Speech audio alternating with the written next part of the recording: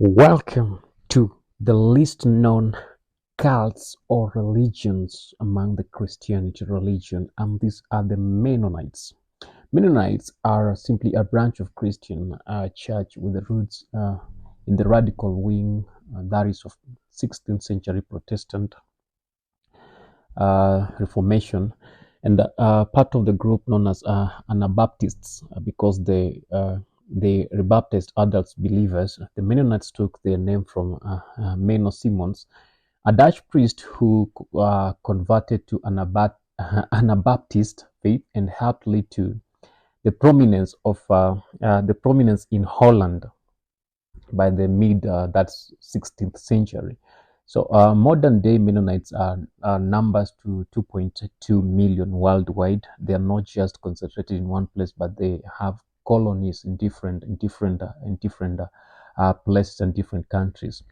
With the churches in North America, North and South America, um, Africa, Europe, and Asia. Mennonites are known for their emphasis on issues such as peace, justice, simplicity, community service, and mutual aid. So they are guys who don't like fighting. And if you read into history, try to get more about them on how they moved from one place to another. They were not engaging in physical fights for the expansion. No, they will only go to places where they are welcomed, and the leaders of those places are free to give them a place or to invite them and include them among their community. So they are known of their, being loving, and they're people who love justice. And when we talk about simplicity, they are so simple in a way that they are shunning away things to do with modernization because they believe modernization brings about the art of everybody wanting to have everything for themselves. For them, they're still living with that communal life, and that's why they believe in a community service and mutual aid. Every person gives whatever they have to make sure that the other person does not lack in any way. Is it a good religion? Yeah, it sounds to be a good religion. It sounds to be a good religion. I don't know if it's pushed and pushed. Many people will want to identify themselves with it. In keeping with their spiritual roots, Mennonites still believe in the close textual reading of the scriptures and personal spiritual responsibility as a basis of their faith. So radical from beginning, but later considered conservative in many of their beliefs. Mennonites today represent a spectrum of backgrounds and beliefs. That is pacifism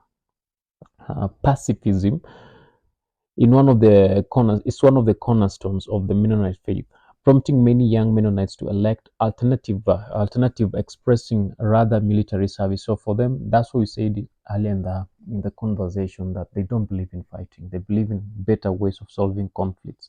If there is an alternative of fighting, the Mennonite will go for it. But where there is fighting, they'll simply run away and find a better thing to do, or a better solution to the problem that they are encountering with their opponents.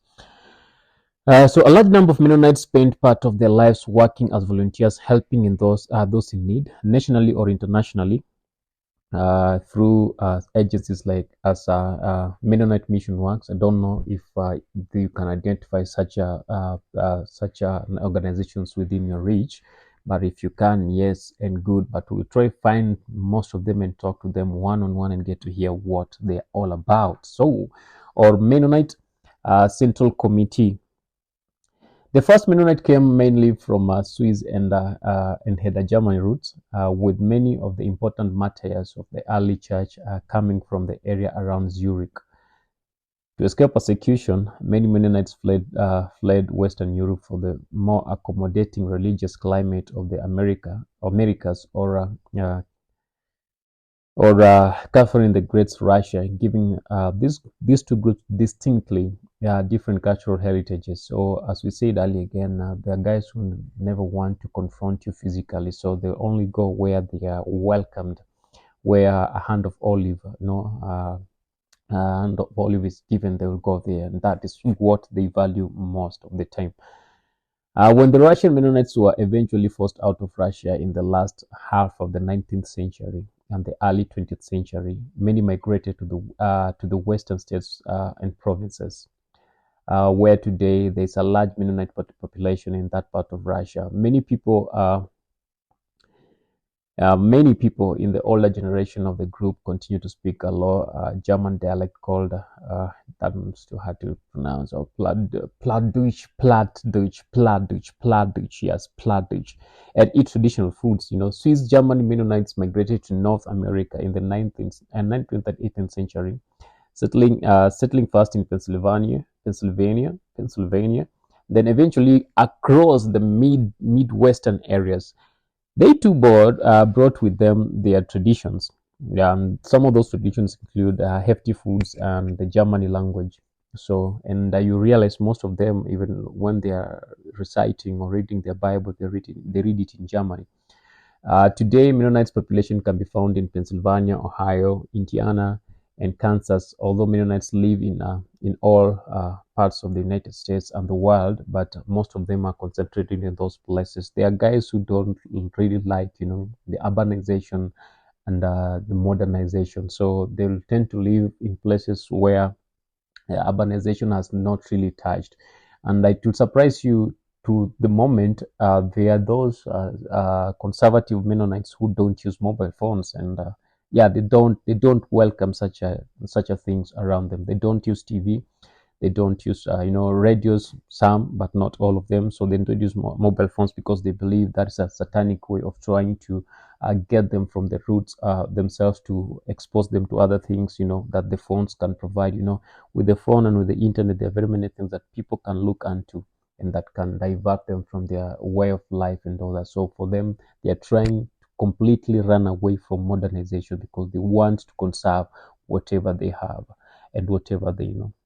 So the Amish, who separated from the Mennonites in the late 1600s, are widely known for their plain dress and rejection of modern technology and conveniences. Yes, like you can't just make life so convenient to them in any way.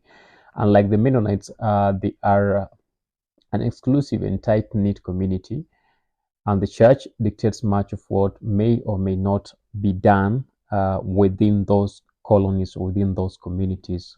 For example, each local church district dictates rules regarding the use of telephones, when and for what purpose should the telephones be used. Maybe one person within that colony, they can be having one phone within.